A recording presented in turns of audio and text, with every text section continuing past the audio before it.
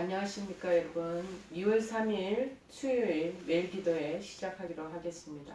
우리 다 같이 사도신경으로 신앙을 고백합니다. 전능하사 천지를 만드신 하나님 아버지를 내가 믿사오며 그 외아들 우리 주 예수 그리스도를 믿사오니 이는 성령으로 잉태하사 동정녀 마리아에게 나시고 본디오 빌라도에게 고난을 받으사 십자가에 못 박혀 죽으시고 장사한 지 사흘 만에 죽은 자 가운데서 다시 살아나시며 하늘에 오르사 전능하신 하나님 우편에 앉아 계시다가 저리로서 산자와 죽은 자를 심판하러 오시리라. 성령을 믿사오며 거룩한 공예와 성도가 서로 교통하는 것과 죄를 사하여 주시는 것과 몸이 다시 사는 것과 영원히 사는 것을 믿사옵나이다. 아멘. 오늘 하나님께서 저희들에게 주시는 말씀은 구약성경 잠언 19장 16절에서 23절 말씀입니다. 조금 긴 말씀인데 한번 우리 살펴보기로 하시겠습니다. 잠언 19장 16절에서 23절 말씀입니다. 제가 가지고 있는 성경책으로는 931쪽입니다. 제가 봉독해 드리겠습니다. 계명을 지키는 자는 자기의 영혼을 지키거니와 자기의 행실을 삼가지 아니하는 자는 죽으리라. 가난한 자를 불쌍히 여기는 것은 여호와께 꾸어 드리는 것이니 그의 선행을 그에게 갚아주시리라. 네가 내 아들에게 희망이 있은즉 그를 징계하되 죽일 마음은 두지 말지니라. 노하기를 맹렬히 하는 자는 벌을 받을 것이라. 내가 그를 건져주면 다시 그런 일이 생기리라. 너는 권고를 들으며 훈계를 받으라. 그리하면 내가 필경은 지혜롭게 되리라. 사람의 마음에는 많은 계획이 있어도 오직 여호와의 뜻만이 완전히 서리라. 사람은 자기의 인자함으로 남에게 사모함을 받느니라. 가난한 자는 거짓말하는 자보다 나으니라. 여호와를 경외하는 것은 사람으로 생명에 이르게 하는 것이라. 경외하는 자는 족하게 지내고 재앙을 당하지 아니하느니라. 아멘. 특별히 오늘 23절 말씀이 중요한 말씀 구절이 되겠습니다. 여호와를 경외하는 것은 사람으로 생명에 이르게 하는 것이라. 여호와를 경외하는 자는 족하게 지내고 재앙을 당하지 아니하느니라. 그렇게 말씀하십니다. 여러분, 오늘 그래서 말씀의 제목을 여호와를 경외하는 자에 대한 하나님의 약속이라는 말씀을 제목으로 삼았습니다. 여호와를 경외하는 자에 대한 하나님의 약속이라고 그럴까요? 긍휼이라고 그럴까요? 그 말씀을 보시겠습니다. 현대를 흔히 우리는 불신의 시대라고 말을 합니다. 이렇게 서로가 서로를 믿지 못하는 그런 시대가 요새 말하는 현대가 아닌가 싶습니다. 그러면 사람들 사이에 이제 불신이 자꾸 깊어지면서 신뢰를 못하게 되면서 불신의 골은 더욱더 깊이 패이게 됩니다. 그 까닭이 무엇이겠습니까? 그 이유는 사람들이 말하는 것하고 행동하는 것이 서로 다르기 때문인 것입니다. 어떤 약속이 있다 그러면 그 약속을 위해서는 반드시 최선을 다해서 지켜져야 되는 것이죠. 자기 입에서 낸 그 약속의 말씀은. 그런데 사람과의 약속이 자꾸 깨집니다. 그 깨질 때마다 그곳에서는 더 이상 그 사람을 신뢰하거나 그 사람에 대한 믿음이 존재치 않는 것이죠. 제일 크게는 우리 개인적인 그런 약속에 신뢰도가 깨어지면 관계가 깨어지게 됩니다. 그리고 점점점 불신의 시대에 사는 속에서 우리가 결혼관계를 형성해 놓고도 이 결혼관계가 예를 들어 외도나 불륜으로 인해서 깨어진다면 점점점 불신의 시대는 더 골이 깊어만 가는 것이겠죠. 따라서 지키지 못할 개인적인 약속, 이것도 함부로 하지 말아야 합니다. 여러분, 그는 아무리 신실한 사람이라 할지라도 부득불 약속을 어길 수밖에 없는 경우가 종종 있습니다. 아마 이것이 유한성을 지닌 인간의 한계가 아닌가 그런 마음이 듭니다. 반면에 전지전능하신 하나님은 한 번 하신 약속의 말씀은 반드시 지키신다는 거예요. 그래서 한 번 말씀하시면 결코 후회가 없도록 하시고 그 말씀하신 바를 반드시 실행하시는 하나님이시다. 라고 우리가 기억하고 알고 있습니다. 민수기 23장 19절에 말합니다. 하나님은 사람이 아니시니 거짓말을 하지 않으시고 인생이 아니시니 후회가 없으시도다. 어찌 그 말씀하신 바를 행하지 않으시며 하신 말씀을 실행하지 않으시랴. 그렇게 말씀하시죠. 오늘 본문에서는 그런 신실한 하나님께서 우리에게 약속하신 약속의 내용이 기록되어 있습니다. 그것은 바로 여호와를 경외하는 자에게 축복을 주시겠다는 약속이죠. 그러면 여호와를 경외하는 자가 받을 구체적인 축복 무엇인지 우리가 살펴보기로 하겠습니다. 첫 번째가 뭐냐면 23절에 전반부에도 얘기했지만은 생명에 이르게 한다. 그렇게 말씀합니다.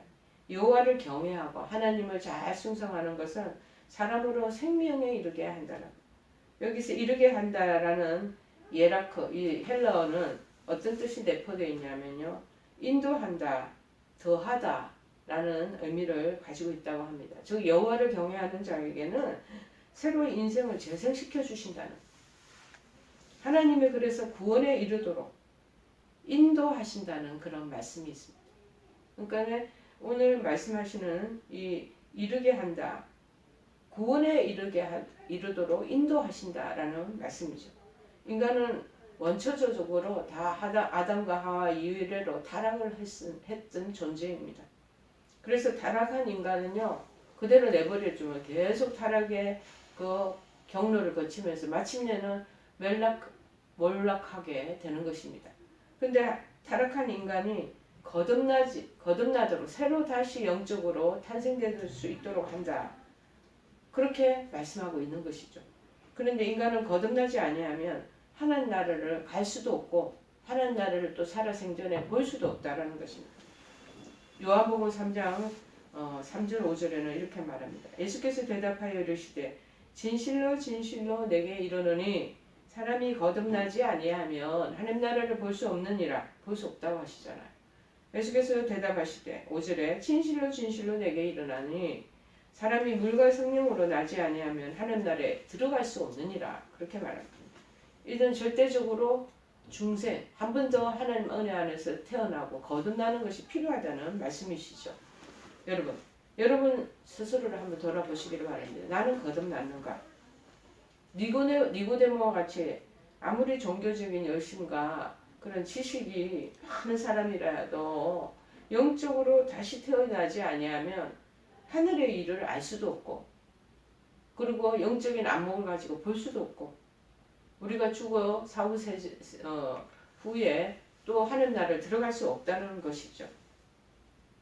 그래서 아무리 니고데모 같이 율법의 학자가 그 요새 얘기하면 박사급 이상일 거예요. 그런데 하늘의 얘기를 하면 못 알아듣는, 하늘나라의 비밀스러운 얘기들을 하면 못 알아듣는 거죠. 그래서 오죽하면 요한복음 3장 12절에는 이렇게 말합니다. 내가 땅의 일을 말하여도 너희가 믿지 아니하거든. 하물며 하늘의 일을 말하면 어떻게 너희들이 믿겠느냐. 그렇게 말씀하고 있습니다. 우리가 성경에 있는 내용에 많은 부분들이 땅의 일 그리고 하늘의 일들을 얘기하고 있습니다. 그런데 우리가 거듭나지 않으면 하늘나라의 그 일은, 그 일어나는 역사는 전체적으로 우리가 까마귀같이 강간무소식으로 알지는 못한다는 것. 땅에 되어지는 일들도 계속 우리가 말씀을 통해서 전달받고 설교 듣고 하다 보면 조금씩 영적인 안목이 열리다 보면은 볼 수 있는 마음이 또 눈이 생기지만, 그렇지 못하면 계속 우리는 그냥 가려져 있는 그런 소경과 같다라는 것이죠. 뿐만 아니라 이미 중생한 사람, 하나님의 은혜를 체험한 사람, 그럼 어떻게 하냐? 그 사람도 성숙한 하나님의 자녀가 되도록 자꾸 성장해야 된다는 거예요. 내적으로, 영적으로. 그래서 그 신앙과 인격이 계속해서 그리스도의 장성한 분량에까지 자라나야 한다고 말하고 있습니다. 에베소서 4장 13절에 그렇게 말합니다. 우리가 다 하나님의 아들을 믿는 것과 아는 일에 하나가 되어 온전한 사람을 이루어 그리스도의 장성한 분량이 충만한 데까지 이르리니. 그래서 요한 웨슬레 감리교 목사님은 이를 성화라고 얘기해요. 성화의 단계를 밟아 나가야 된다라고 말합니다. 이처럼 하나님을 경외하는 자는 참 생명에 이르며 그의 인격이 날마다 자라나서 그리스도를 닮아갈 수밖에 없다라는 것입니다. 왜냐하면 하나님이 그것을 너무나 원하신다는 사실을 우리가 너무나 잘 알고 있기 때문일 것입니다. 여러분, 우리의 삶은 하나님을 경외함으로 인하여 참 생명을 소유한 그리스도인입니까?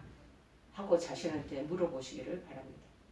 내 삶을 통해서 예수님의 향기가 한껏 주변에 풍기고 있는지 그것도 돌아보시기를 바랍니다. 그래서 고린도후서 2장 14절에는 이렇게 말하죠.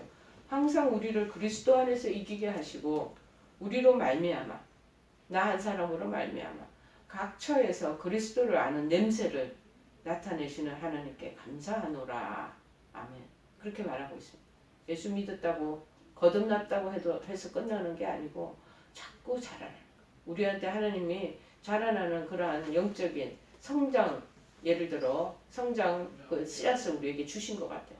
그래서 자꾸 그리스도의 그 분량에까지 차오르도록 해야 된다는 것입니다. 두 번째, 여호와를 경외하는 자에게 주시는 약속이 뭐냐?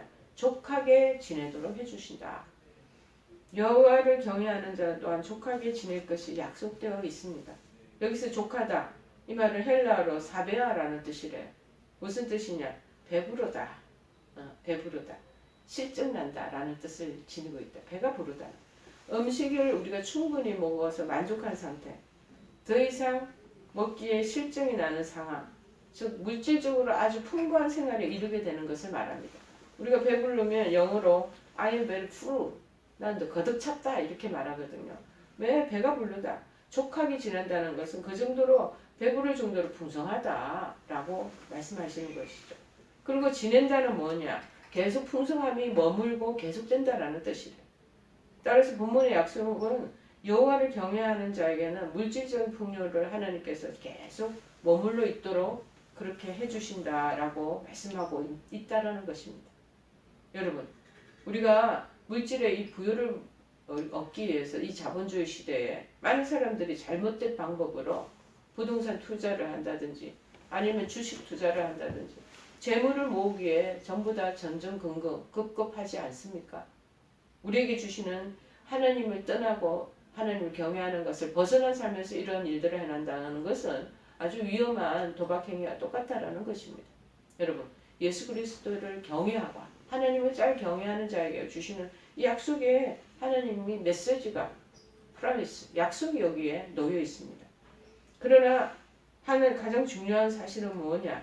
여호와를 경외하는 자에게는 하나님께서 놀라운 은총을 축복의 그런 풍성함을 주신다는 것, 그거를 기억해야 됩니다. 그래서 하나님을 경외하는 이삭은 우물을 팔 때마다 물을 얻었고 한 해 농사 수확이 100배나 이르렀다고 그렇게 말하고 있습니다. 창세기 26장 12절에 말합니다. 이삭이 그 땅에서 농사하여 그 해에 100배나 얻었고 여호와께서 복을 주심으로 그렇게 말씀하시죠. 하나님을 그런데 경외하는 삶에서 벗어난 불의의 방법으로 돈을 모으고 소유를 축적하고 투기를 하고 그렇게 하시지 마십시오. 그런 재물은 하나님이 진노의 날에 산산이 흩어지게 하신다는 말씀을 우리에게 들려주고 있습니다. 어디에서 나오나? 욥기 20장 28절에 말합니다. 그의 가산이 떠나가며 하나님의 진노의 날에 끌려가리라 그렇게 말합니다.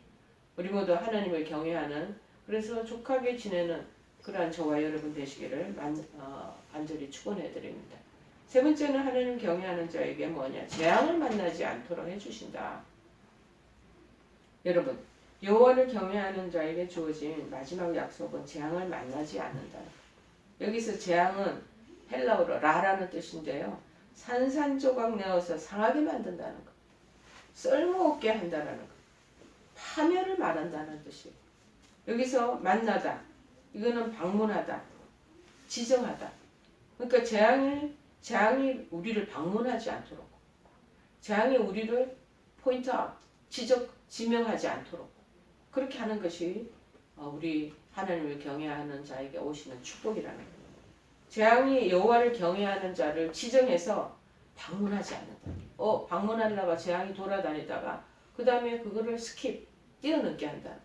저는 이 말씀을 생각하면서 출애굽기 할 때 그 다음에 그 당시에 정말 우리 여호와의 그 놀라운 어린 양의 피가 그 곳곳에 있던 이스라엘 백성들의 그 집을 뛰어넘었다라고 하는 6월절에 그 유래를 만든 그 일들이 생각이 나는 거죠. 재앙이 들어오려고 하다가 여기는 그리스도를 믿고 하나님의 놀라운 은총을 입는 자들이 여기 모여있구나 하면 그것이 그냥 패스아웃이 된다라는 것이죠. 하나님께서 지정해서 재앙을 내리시면 죽음과 파멸밖에 남는 것이 없습니다. 오늘날 우리 얼마나 엄청난 죄를 짓고 있습니까? 그런 유혹 속에 온갖 사고와 위험 속에 노출된 사회에 우리가 살고 있습니다. 우리의 아이가 언제 다칠지, 우리 청소년이 학교에서 나쁜 친구 만나서 어떤 범죄에 물들지, 또 우리가 언제 병에 걸릴지 도무지 예측할 수 없는 그러한 우리 불안한 상황입니다. 그러나 하나님을 경외하는 자는 하나님께서 친히 그 머리털까지 다 세신 바 되신다고 약속하셨어요. 마태복음 10장 30절에 말하잖아. 너희에게는 머리털까지도 다 세신 바 되었나니. 그래서 오늘도 평안한 하루를 보낼 수 있는 것입니다. 당신은 언제까지 근심하며 불안한 삶을 살겠습니까? 하나님은 우리에게 필요한 것이 무엇인지를 다 알고 계십니다. 마태복음 6장 32절에 말합니다. 이는 이방인들이 다 구하는 것이라 너희 하늘 아버지께서 이 모든 것이 너에게 있어야 할 줄을 아시느니라. 그러므로 먼저 그의 나라와 그의 의를 구하시기를 바랍니다. 하나님은 우리에게 있어야 할 것을 다 아신대요. 그래서 하나님께서 그 모든 것들을 다 우리에게 허락하신다고 말씀하십니다. 여러분, 여호와를 경외하시기를 바랍니다. 그리하면 우리를 생명에서 생명으로 이르게 하시고 족하게 지내게 해 주시며 재앙이 우리를 방문하지 않도록, 재앙을 만나지 않도록 그렇게 약속받게 해 주시는 줄 믿습니다. 더 이상 혼자 근심하면서 이 짧은 인생을 낭비하면서 그렇게 살지 마시기를 바랍니다. 다만 좋으신 하나님 아버지를 경외하며 살아내는 저와 여러분 되기를 간절히 축원해 드립니다. 우리 찬송가 91장 찬송하시겠습니다.